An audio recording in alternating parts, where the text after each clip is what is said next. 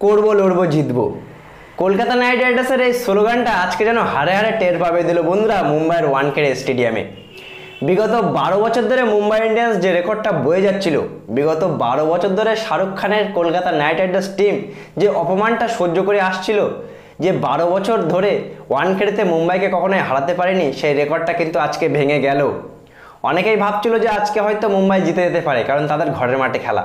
কিন্তু Kolkata night Riders team 169 run defend করে 24 রানের বড় ব্যবধানে আজকে এই ম্যাচটা প্রায় একতরফাভাবে জিতে যাবে বলে কেউ ভাবেনি বন্ধুরা। আজকে যখন কলকাতা এই উইকেটে টস হেরে ব্যাটিং করতে নামে, তখন কলকাতার একের পর এক উইকেট পড়ে যায়। একটা সময় তো 57 রানে 5 উইকেট পড়ে যায়। সেই সময় আমি ভাবছিলাম কলকাতা হয়তো আজকে 100 রানও করতে পারবে না।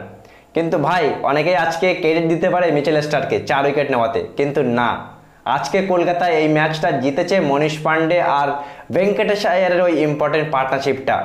এই জায়গায় কিন্তু আমরা দেখতে পাই গৌতম গম্ভীরের বুদ্ধি বন্ধুরা।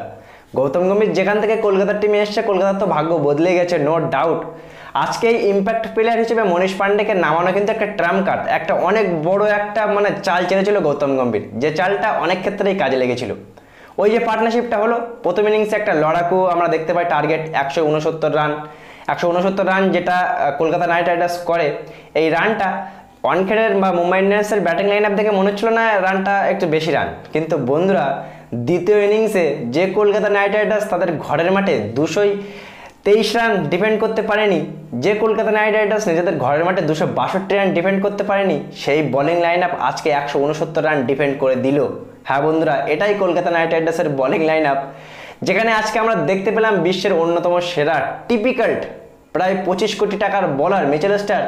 অন্যান্য সময় ট্রোলিং হচ্ছিল, আজকে কি বোলিং করলো বন্ধুরা, 4টে উইকেট পেল, তাও 19 নম্বর ওভারে গিয়ে 3টে টিম ডেভিডের ইম্পর্টেন্ট উইকেট, এক ওভারে 3টে উইকেট, ম্যাচটা কিন্তু ওখানেই ফিনিশ করে দিল আজকে মিচেল স্টার্ককে অনেকেই ক্রেডিট দিল, স্পিনারদের অনেকেই হয়তো ক্রেডিট দেবে না, কিন্তু বন্ধুরা বরুণ চক্রবর্তী আর সুনীল নারায়ণ আজকে 8 ওভার বোলিং করে মাত্র 44 রান দিয়ে 4টে উইকেট নিল দুজন বোলার, দুটো করে। ভাবতে পারছো টি-20 ক্রিকেটে 8 ওভার বোলিং করে দুজন মাত্র 44 রান দিয়েছে। সুতরাং স্পিনারদের ক্রেডিটও কিন্তু দেওয়া উচিত, যে হিসেবে তারা বোলিং করেছে। কলকাতা নাইট রাইডার্স সত্যি কথা বলতে আজকে ভালো ক্রিকেট খেললো, মুম্বাইকে হারালো, তাদের একটা বাজে রেকর্ড ছিল, সেই রেকর্ডটাও ভাঙলো। কলকাতা চ্যাম্পিয়নের মতো খেলছে, টপ 2তে তো থাকবে বন্ধুরা মনেই হচ্ছে, আর কেউ তাদের হারাতে পারবে না। অন্যান্য টিমের অবস্থা খুবই খারাপ।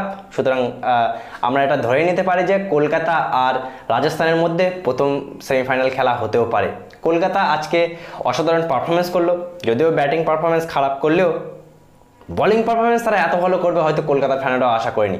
মিচেল স্টার্ক একটা টিপিক্যাল মিচেল স্টার্ক, অসাধারণ লাগলো কিন্তু বন্ধুরা, টিপিক্যাল মিচেল স্টার্ক। 19 নম্বর ওভারের প্রথম বলে 6 খাওয়ার পরে যে হিসেবে টিম ডেভিডকে আউট করলো, পীয়ূষ চাওলাকে আউট করলো, সেই হিসেবে কিন্তু বলাই যেতে পারে যে এই মিচেল স্টার্ক কি কামব্যাক করেছে। অসাধারণ একটা ম্যাচ আমরা দেখতে পেলাম। কিন্তু যাই হোক বন্ধুরা, একটা কথা বলতেই পারি যে ভারতকে বিশ্বকাপ কে জিতাবে? রোহিত শর্মা রান করতে পারছে না, ওদিকে ওয়ানখেড়ের বাইরে সূর্যকুমার রান করতে পারছে না, এদিকে হার্দিক পান্ড্যা রান করতে পারছে না, শুধুমাত্র জাসপ্রীত বুমরা খেলছে। আমি যখন বেশি কথা বলি অনেকেই ভাবে যে তুই ক্রিকেটের কি বুঝিস, তোমরা তো অনেক কিছুই বোঝো, কিন্তু তোমরা ভাবো যে এই রোহিত শর্মার বিষয়ে কেউ কথা বলছে না। রোহিত শর্মা কিন্তু একটা ম্যাচে রান করতে পারছে না, চেন্নাই সে তো 100 বাদ দিলে রোহিত শর্মা রানই করতে পারছে না, এদিকে সূর্যকুমার যাদব ওয়ানখেড়ের বাইরে রান করতে পারে না, এই হার্দিক পান্ড্যা রান করতে পারছে না, বিশ্বকাপ কে জিতাবে? যাই হোক বন্ধুরা, কলকাতা অনেক ভালো খেললো। কলকাতার খেলা তোমাদের কেমন লাগলো অবশ্যই জানাবে।